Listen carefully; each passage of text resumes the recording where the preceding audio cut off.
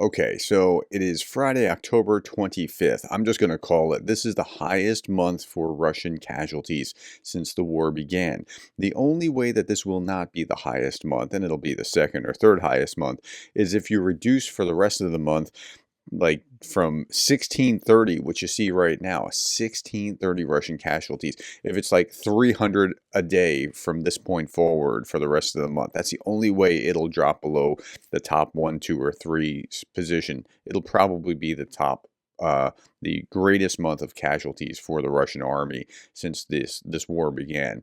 Tanks, 7 tanks off the battlefield, 33 armored fighting vehicles, 34 artillery systems, 79 vehicles and fuel tanks.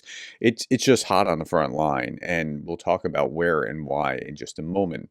This is Andrew Perpetua's list, just so you can see again, I don't go into the great detail here, but not casualties, the amount of destruction for vehicles and things along those lines, Russian to Ukrainian, Russians in red, Ukrainian in blue, about 4-1 day over day. So that's what's happening here.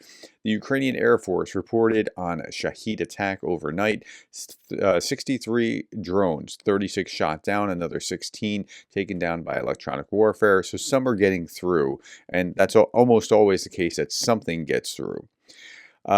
This is Andrew Perpetua posted this, and I thought, well, okay, there's something right about this. Now, we've talked about many days, Russia's making an advance here, Russia's making an advance there. They're clearly doing it around Seldov, but sometimes things just don't get covered the same way. Ukraine has no motivation to talk about their counterattack in Torotsk. The Russians have no motivation to talk about it either. OSINT has provided ample evidence to show that it was successful. Analysts will not talk about it because it goes against their narrative of indefinitely powerful Russia. So some people just don't want to talk about it because it's, it doesn't fit with the story that they're trying to tell. And when we're putting these together, and this is not just me, this is all of the UA tubers and those on the other side are trying to put things together, if they're any good, trying to put things together in such a way that things flow, that it kind of tells a story, that it helps make sense of what's just happening. We don't just throw random articles out. Okay, Andrew Perpetua, again, we're at the Russians helplessly flailing to try to convince people that the evidence of the counterattack is somehow good for Russia stage. Yeah, I mean, that's what happens. Or they'll say something like, 63 out of a known 36 drones have been shot down, like they'll amplify or embellish or something along those lines. Okay, here's the British intelligence update. Russian land forces have almost certainly advanced into the coal mining town of Seldov, around 13 kilometers southeast of the major logistics hub of Pokrovsk. Now, we talked about this yesterday. The town remains contested, although the Russians were claiming that they had captured it yesterday, or had captured much of it, with fighting likely continuing to take place within the town center. Seldov is the last significant urban area screening the southern flank of Pokrovsk, as well as the E50 highway, which connects to Seldov and Pokrovsk. Now, there's two things there that are interesting. One, the ISW was talking about how by trying to take Seldov, they may have lost their ability to take both the forces and the momentum before winter to be able to take Pokrovsk. To my mind, that's a wonderful thing that they've been able to be stopped in Seldov, even if they take Seldov. The second is there's basically 2 highways that go into Pokrovsk, like paved highways that they'll need in order to attack it. And if they take Seldov, they'll have a main artery that would go into Pokrovsk, and so that's why this is important. Greg Terry and I talked about this in one video about 2 weeks ago. Since the beginning of October 2024, the Russian land forces' rate of advance toward Pokrovsk has slowed significantly, with the Russian land forces remaining within approximately 7 kilometers of the city. 7 kilometers of the city means that they're within drone attacking, so they can just harass them all day long with drones. The Russian land forces have recently directed resources toward the southern part of the axis, targeting Seldov and partially encircling the town.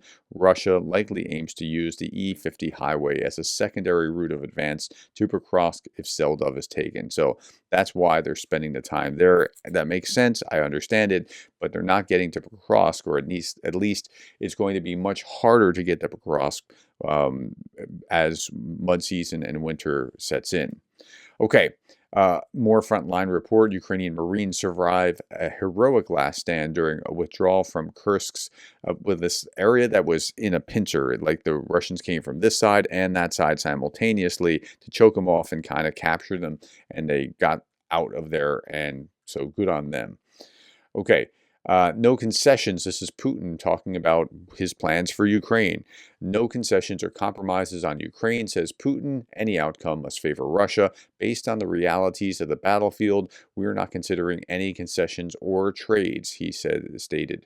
Now, he's saying that because he thinks he's in a powerful position. He thinks he can win. He thinks that he can hold this ground and Ukraine is going to knuckle under.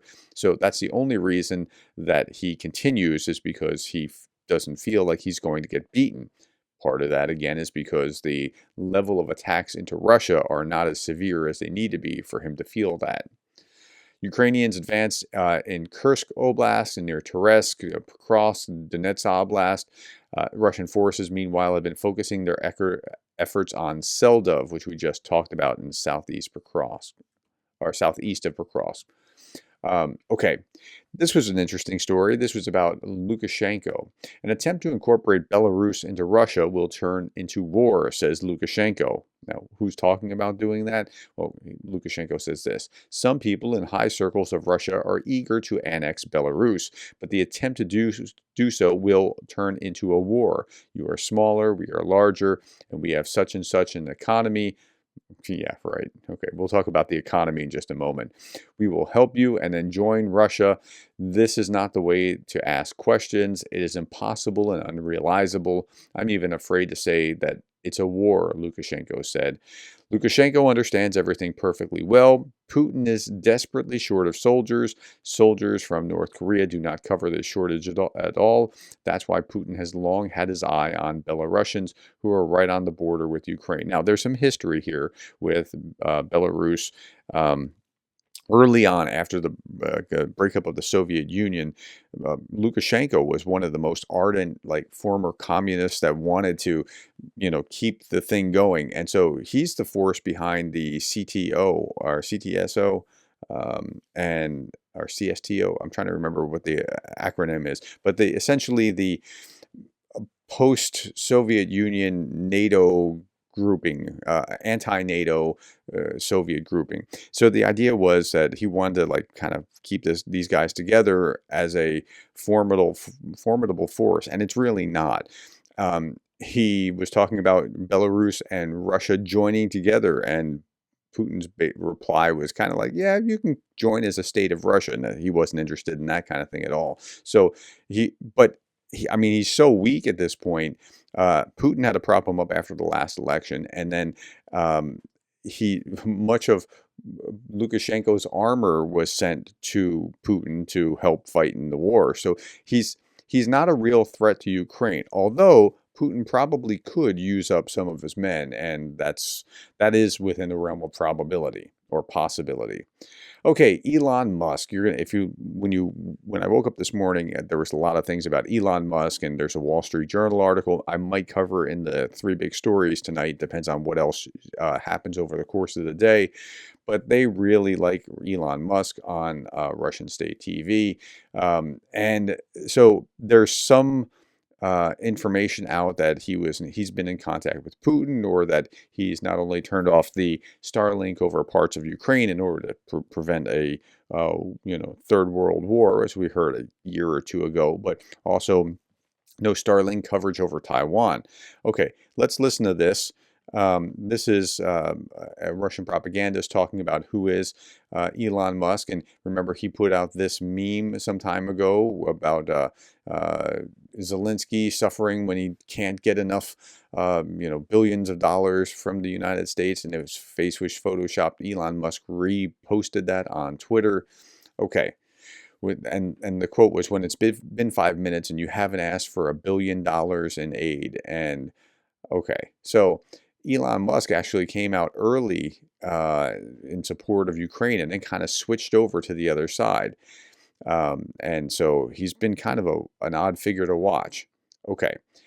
Uh, the propagandist is talking about him in a very positive light.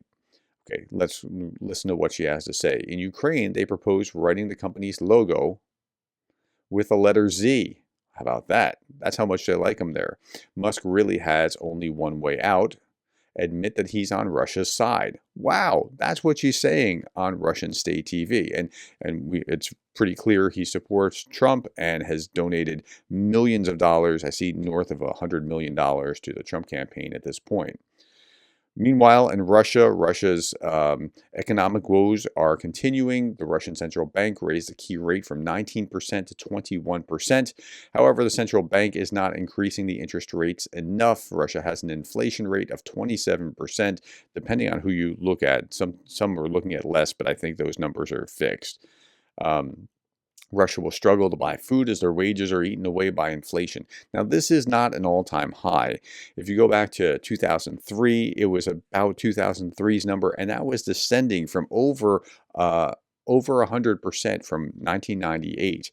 So it's been far worse before, but this is not a healthy indicator. Supermarkets are now removing butter from the shelves to prevent it from being stolen.